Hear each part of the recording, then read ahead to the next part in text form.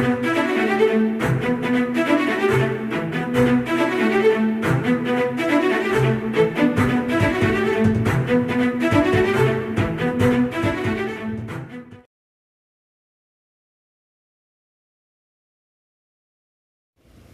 to Speaking of Sports. I'm your host, Jared Slack. This week we're going to talk a little NBA free agency. We're going to talk some Rangers baseball, go over the All-Star players, and I'm going to give you an update on the World Cup. NBA free agency started Sunday at 5 p.m. Once the floodgates opened, it was non-stop madness all night long. I'm going to go over some free agents and talk about where they landed. First, we're going to start off with the Brooklyn Nets. In free agency, they landed Kevin Durant, Kyrie Irving, and DeAndre Jordan. Kevin Durant will be out for the entire season next year with his Achilles injury, and some say that he will never be the same after he gets healthy. I think the Nets had some really good pickups in free agency, and I think it would have been foolish of a team to not pick up Kevin Durant even with his injury. Now, that's kind of the case with the New York Knicks. They are starting to look like a complete dumpster fire. This is a team who a few months ago were the front runners to get KD, Kyrie, and Zion. Instead, they ended up with the 4th overall pick and had to settle for RJ Barrett, who might be a good NBA player, but he's not going to measure up to Zion. There were a few people on the Mavs' radar that were signed early to other teams. They did get Kristaps Porzingis to sign to a 5-year deal, though. That is a good thing. The Mavs were very interested in Kemba Walker, Al Horford, and Patrick Beverley, who were all three taken very early on Sunday. The Mavs did, however, sign Seth Curry, who is a good shooter and might be someone who is good around Luka. Now on to the Golden State Warriors. After losing KD, they had a couple more changes to their roster. They released Andre Iguodala and picked up D'Angelo Russell. Klay Thompson will more than likely return from injury late in the year, and the Warriors will possibly trade Russell for some role players or something of that nature. There isn't a better time than now for another team to emerge from the Western Conference and defeat the Golden State Warriors.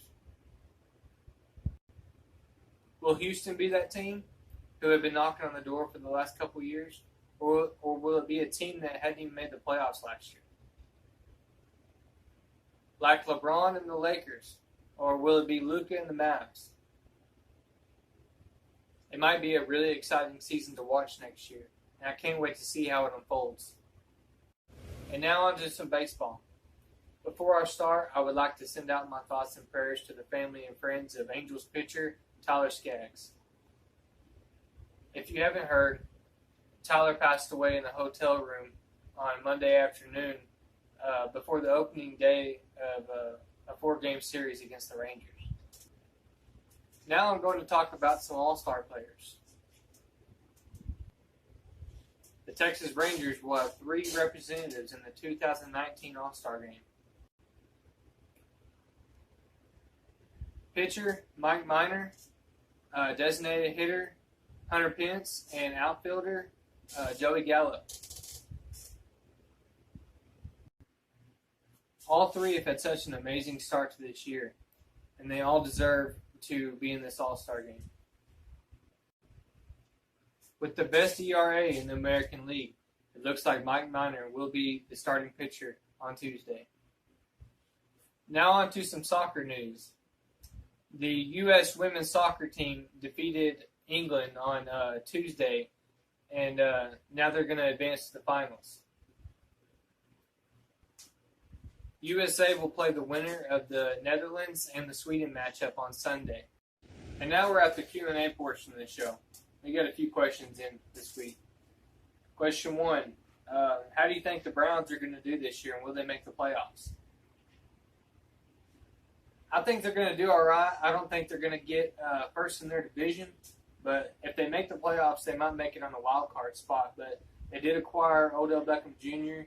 They also got Jarvis Landry out there. They got a great defense from last year. So I think they're going to do pretty good. They might make a wild card spot. Question number 2.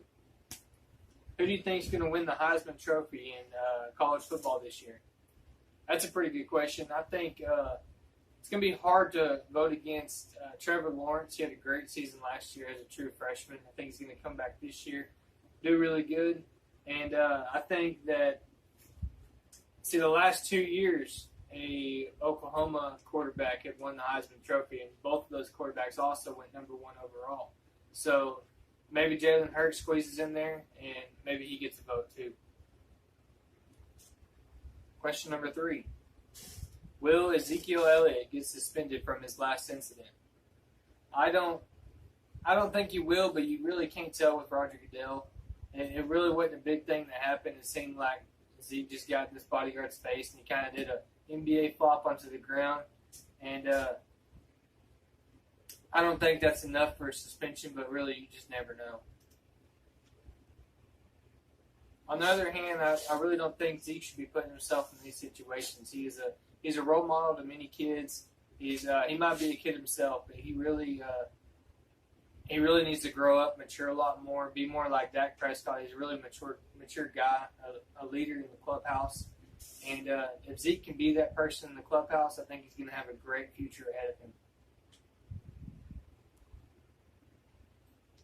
Question 4. Do you think LeBron's going to win another NBA title?